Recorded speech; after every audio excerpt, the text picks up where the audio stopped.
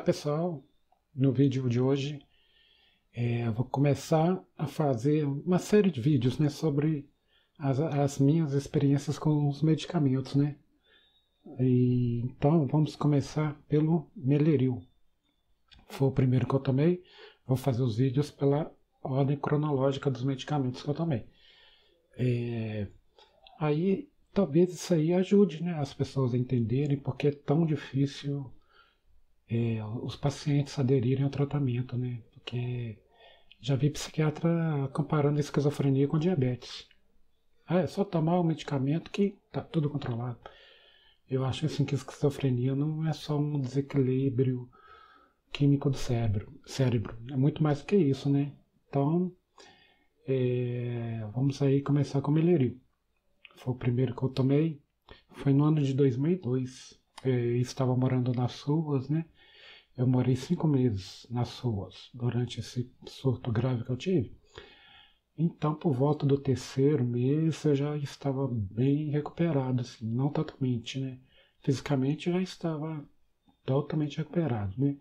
Havia recuperado meu peso e tudo, mas mentalmente ainda estava com algumas cismas, né?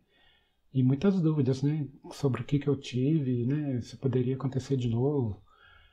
E assim, eu já estava assim, andando normalmente, né, cortado o cabelo, havia ganho roupas de doação, né, então eu já estava andando direitinho, mas ficava nas ruas. E as pessoas paravam para conversar comigo. E um homem me aconselhou, olha cara, porque eu tomei queimado que eu já andei de bicicleta. Pedalei muito hoje. E meu cabelo também tá zoado, que fui eu que cortei. Mas a próxima vez eu vou cortar no lugar certo. Mas voltando ao assunto, as pessoas me paravam para conversar, né, quando me viam nas ruas, e um homem me sugeriu procurar o psiquiatra. Olha, foi uma saga essa minha primeira consulta. Então, no dia seguinte, eu fui no posto de saúde, perto do centro aqui de Belo Horizonte, e informei meus dados, né, para a atendente, né, que fica lá no balcão, como morador de rua, né, não tinha endereço, né. Então fui atendido pelo psiquiatra. E tinha uma pessoa estranha lá, nem sei quem era. O psiquiatra perguntou o que aconteceu. Eu fiquei um pouco sem graça de contar tudo, né, mas acabei contando, né, que eu queria ser atendido, né, eu queria saber o que era aquilo que eu tinha. Aí foram uns 20 minutos de conversa. Aí no final, o psiquiatra falou, olha, eu não posso te atender, porque você não tem um endereço fixo. Olha, foi complicado ali, eu vi aquilo ali. Porque eu não tinha um endereço fixo por causa do que eu estava tendo, né? Então, segundo o médico, eu teria que melhorar sozinho, voltar a trabalhar, aí assim ter um endereço fixo, né? Para poder consultar com o médico. Ali eu pensei, eu vou ser consultado, eu tenho que ser, quero saber o que eu tenho. Então eu dei um piti ali na entrada, né, e falei, olha, eu não tenho endereço fixo, eu não vou ser atendido por causa disso. Então é o seguinte, meu endereço fixo vai ser a porta dessa unidade de saúde. E só vou sair daqui só vou sair daqui se for atendido. Não gritei, não esbravejei nem nada, mas o pessoal ficou meio serelepe, né? Aí me deram o endereço do Sersan, aqui de Belo Horizonte. Sersan aqui em Belo Horizonte é como são chamados os CAPs no restante do Brasil, né? Aqui em Belo Horizonte chama Sersan. Esse Sersan ficava uns 3 quilômetros de distância do posto de saúde. Então fui correndo, meio andando, correndo para lá. Cheguei no Sersan, na porta de entrada, uma enfermeira me viu e já foi logo falando, olha, você não tem que estar aqui não, você não precisa estar aqui. Eu acho que ela, assim, muitos profissionais, eles olham se a pessoa está bem ou mal pela aparência. Se a pessoa está mais ou menos arrumadinha, ela está bem.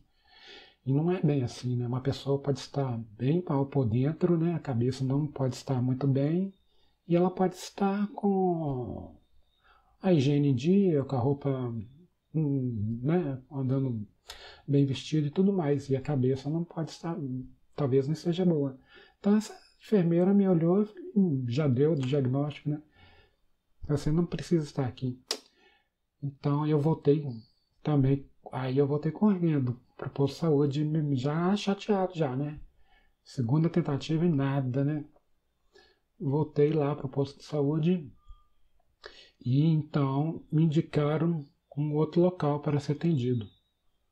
Uns 3 quilômetros mais ou menos também. E aí já era no centro, né? Ao lado do Parque Municipal. Foi meio que correndo para lá também. O pessoal que atendia, fazia atendimento, né? Marcou a consulta, né? Com o psiquiatra para um prazo de 60 dias. 2 meses. Ou seja, eu teria que ficar mais 2 meses nas ruas, esperando para ser atendido, para ver o que eu tinha, para tirar minhas dúvidas e tudo mais. Foi meio complicado aquilo ali, mas ali eu não reclamei. Fiquei com um pouco de esperanças, até que, porque não que eu estava gostando de ficar nas ruas, mas eu fui muito ajudado, então, apesar de ser um pouco desgastante, né, na hora de dormir, principalmente, a gente ficava com medo de alguém poder fazer alguma coisa, né, enquanto a gente estava dormindo, mas eu conheci muita gente, né, quando estava na rua. Então, esse primeiro período que eu fiquei na rua, assim, o começo foi complicado, quando eu estava fora da realidade. Depois que eu comecei a voltar, foi interessante, muita conversa, muita ajuda. Então, eu fiquei esses 2 meses nas ruas até chegar o esperado dia da consulta. Aí eu cheguei lá no consultório, lá não é particular, né? Foi pelo SUS. E assim, de cara já fiquei meio preocupado que a fila era grande. E eu ficava observando a porta, as pessoas saíam de lá em menos de 10 minutos, né? Aí, quando chegou a minha vez, o médico perguntou o que eu tinha, né? Aí eu porque, como é que eu vou saber o que eu tive, né? Eu tentei narrar aquela loucura toda que eu tive naqueles 2 meses e meio, né? Tentei narrar, né? Porque eu sabia que o período era curto, né? Então eu nem lembro direito o que eu falei com uma pressa, né? E o psiquiatra apenas fazia as anotações, não perguntava mais nada, né? Só anotações que ele fazia, não nem olhou para minha cara, né? Então a consulta deve ter demorado uns 8 minutos e ele já saiu preenchendo a receita. E aí eu tive que, né? Tive que sair, porque eu vi que ele não era muito de diálogo, né? Então foi marcado psicólogo. Aí depois foi para o psicólogo e não teve também muito diálogo, né? Ela fazia algumas perguntas e anotações, né? Não tinha muita informação sobre o que eu tinha. Aí, mas logo que eu saí do consultório, eu com a caixa já do Meleril, 25 miligramas, eu lembro. Aí eu fui logo tomando, o médico mandou tomar de noite. Mas eu pensei, não, vou tomar agora, porque eu pensava que era uma pílula milagrosa que iria consertar minha cabeça rapidamente, né? Então eu falei, vou tomar agora. Eu tomei e não senti nada, não senti muita sonolência. E também era uma dose baixa, né, 25 miligramas.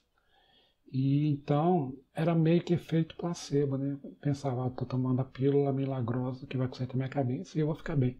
Se bem que na época eu já estava muito bem, assim, mentalmente, né? A ajuda das pessoas é que foi meu antipsicótico. A mania de perseguição foi meio que embora porque as pessoas me ajudaram, né? De noite eu tomei o Meleril junto com um ansiolítico, que ele receitou também, que eu estava me queixando de dificuldade para dormir. Aí dava um soninho legal, assim, mesmo dormindo na rua, né? Eu dormia em frente Instituto Estadual de Florestas, aqui em Belo Horizonte, é lá no Barro Preto. Hoje já não é mais lá.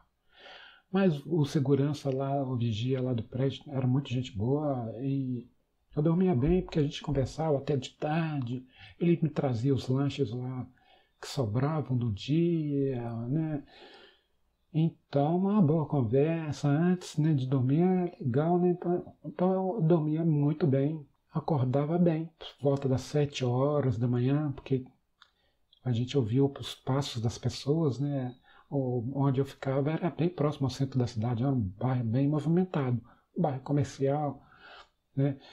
E a gente ficava sem graça de ficar deitado ali, o pessoal andando para cá e para lá. Então eu acordava, eu via o pessoal lá do McDonald's, eles ficavam na esquina esperando abrir.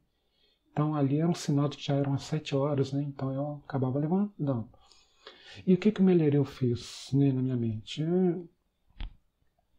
Como eu disse, acho que foi tipo um efeito placebo, né? Eu já estava, havia recuperado, né? Já estava assim bem otimista, só estava com muitas dúvidas. O que eu tinha, pensava que era droga que alguém tinha colocado na minha comida, na minha bebida, e pensava mais que era coisa espiritual, né? É um espírito, né? Tanto que já relatei várias vezes que ficava pulando de igreja em igreja, né? Então, foi na segunda consulta, na terceira, continuando com melhorio, mas, continuando não, eu lembro que eu parei, né,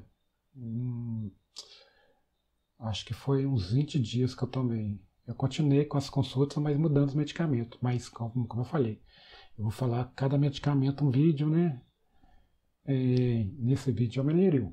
Então eu fiquei uns 20 dias com melhorio, porque aconteceu um efeito estranho. Ele deixava meu nariz um pouquinho entupido, mas era pouca coisa na época. Hoje já deixa muito mais, né? Nem tomo. Eu tenho um monte aqui guardado. Para ver, às vezes, né, a gente fica um pouco agitado, a gente toma algum antipsicótico, mas eu não prefiro, não gosto muito dele não, porque meu nariz já é meio tampado assim, e então ele fica pior ainda a respiração. Mas na época aconteceu, a gente fica meio sem graça de falar, mas não tem nada a ver, né? Sobre esse efeito colateral que me deixa muito preocupado. É sobre o esperma. A dose de 25 miligramas não tirava a minha libido. Mas o que acontecia? Não saía esperma. Eu tinha o orgasmo, mas o esperma não saía. Aí aquilo ali me deixou preocupado. Não porque eu tinha a pretensão de me reproduzir. Não é isso. Porque eu já não tem dinheiro para mim. Eu vou ficar caçando, né, filhos, né? Eu gostaria de ter, mas eu queria ter condições de criá-los, né? Então a gente tem que ser bem consciente nessa questão aí. Então eu fiquei preocupado não por causa disso, não posso ter filhos, não sei o quê, mas dá uma preocupação, assim, o esperma sumiu, a gente pensa que pode dar uma coisa pior, né, no organismo da gente, que o esperma some de uma hora para outra. Será que não sair e ficava acumulado dentro da gente? O que vai acontecer depois, né? Então eu parei com o melhorio. Então eu não posso muito afirmar sobre o que ele fez na minha mente, porque na época eu havia assim me recuperado bem. Estava com alguns cismas ainda, um pouco de mania de perseguição, mas estava com algumas cismas de que as pessoas liam os meus pensamentos ainda. Então foram complicados esses momentos aí. Eu acho que na consulta com o psicólogo, que psicólogo geralmente tem mais tempo, né? O psiquiatra é muito solicitado, né? Então o psicólogo deveria tentar avaliar uma maneira de informar sobre o que a gente possa ter, né? É difícil, né, fazer o diagnóstico na primeira, na segunda, em pouco tempo, né? Mas ele, assim, a partir da terceira, quarta consulta, acho que ele já tem alguma noção, né, do que a gente pode só ter. Então ele deveria, assim, pelo menos, assim, tentar preparar a gente para um possível diagnóstico, nos informar sobre o que é um transtorno mental, né? Porque eu mesmo não sabia nada do que era um transtorno mental. Pensava que a pessoa tinha que ficar trancada lá no hospício, amarrada. E essa era a minha noção. Eu confesso que tinha muitos preconceitos. Então, essa foi a minha experiência com o Meliril, que foi o meu primeiro medicamento. E não deu certo, justamente por causa dessa preocupação aí, por causa do esperma, né? Aí eu passei para outros que vou explicando aí com mais vídeos aí, porque senão vai ficar muito longo, né? Então é isso. É uma forma que eu tenho de explicar que não é simples assim aderir ao tratamento, né? Como muitos psiquiatras afirmam, né? A realidade sobre os efeitos colaterais dos medicamentos, a gente não está assim. Em algumas pessoas, vamos citar quais, está nos grupos do Facebook, várias pessoas relatando os efeitos colaterais. Inclusive, vou até tirar o print, né? Mas vou, claro, tomar cuidado para ocultar a pessoa, né? Para vocês terem uma ideia, são muitas pessoas se queixando dos efeitos colaterais. Não é aquele negócio de tomar e está tudo resolvido. Não é assim, não é como diabetes. Diabetes é uma doença meio complicada também, dramática. Não estou dizendo que é simples, mas diabetes é algo que está ali, né? Tem a ver com insulina, excesso de glicose. Então a pessoa tem que abaixar a glicose. Então o medicamento abaixa, aumenta a insulina, acho que é bem isso, né? Então os psiquiatras tentam equiparar a esquizofrenia alguns psiquiatras tentam equiparar a esquizofrenia a diabetes. É só tomar um medicamento, vai regular o cérebro, né, a química do cérebro, e está tudo resolvido. Não é assim. Então é isso. Mineiro, muita gente pensa que mineiro é aquele que faz as coisinhas quieto, né, não fala nada. Mas mineiro gosta de um dedo de prosa. E se deixar, eu vou ficar falando 1 hora sobre só um medicamento. Então vamos terminar aí. Esse foi o vídeo sobre o Meliril. Eu vou soltar uma série de vídeos sobre todos os medicamentos que eu tomei, sobre os efeitos colaterais, se trouxe algum benefício, né, e tudo mais. E gostaria de dizer que cada caso é um caso. E cada pessoa também, às vezes ninguém tem um organismo igual ao outro, né? Se determinado medicamento fez mal para mim, não quer dizer que vai fazer mal para outras pessoas. A gente que fala sobre saúde mental, né, eu não sou psiquiatra, né, mas eu procuro ter muita responsabilidade na hora de falar sobre os medicamentos. Não quero incentivar ninguém a parar. Mas também eu não vou falar mentira. Eu estou relatando a minha experiência com os medicamentos. Não foi boa. Na maioria, alguns fizeram por um lado, ajeitaram a minha mente, né? Colocaram mais ou menos no lugar. Mas em contrapartida teve inúmeros efeitos colaterais. E o que eu tive que fazer foi pesar os prós e os contras e chegar à conclusão, né, no meu caso particular, de que teria que ficar sem os medicamentos, no meu caso particular, porque eu moro sozinho, eu tenho que resolver meus problemas. E às vezes eu tomo, né, como eu disse aqui, eu deixo guardado aqui, até o diazepam conseguir parar, mas eu tomo 4 por mês. Antes eu tomava 20 miligramas por noite, hoje eu tomo 40 miligramas por mês. Quando eu sinto que o organismo está pedindo, né, porque a gente ficou dependente desse ansiolítico. Então, não aconselho ninguém a parar. Converse com o seu psiquiatra se você quer parar, para tentar fazer o desmame, né, aos poucos, porque eu já surtei com a falta de diazepam. Parei de uma hora para outra, não foi muito legal não. Então é isso. Um abraço a todos aí, fiquem com Deus e até o próximo vídeo.